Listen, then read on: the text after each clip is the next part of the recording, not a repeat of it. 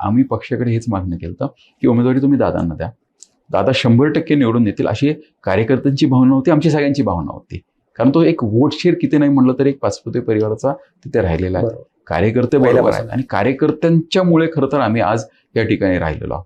पण दुर्दैवाने पक्ष स्तरावरती काही जी चर्चा झाली त्यानुसार त्यांनी सांगितलं किंवा दादांची तब्येत पाहता त्यावेळेस त्यांना नाकारलं गेलं होतं. पण त्यांना नाकारत असताना पर्याय आम्हाला दिला होता की कोणी द्या.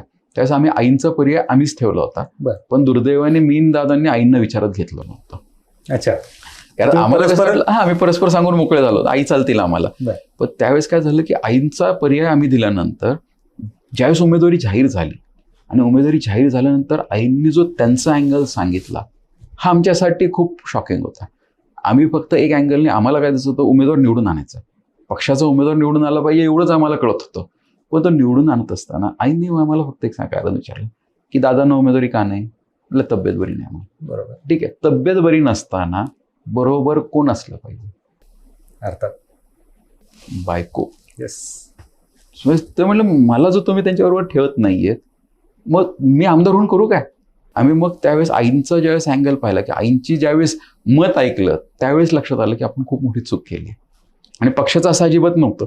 पक्षाला जर आधी कळवलं असतं की आईंच्या ऐवजी विक्रमच उमेदवार आहे तर पक्षाने ती सुद्धा तयारी दर्शवली होती. कारण आम्हाला कळवायचं होतं, कळवताना आम्ही चुकलो होतो. त्यामुळे निर्णय आम्हाला घेणं गरजेचं होतं आणि नुसतं घेणं गरजेचं नव्हतं तर घेतलेला निर्णय योग्य आहे हे निवडून येऊन दाखवणं गरजेचं होतं.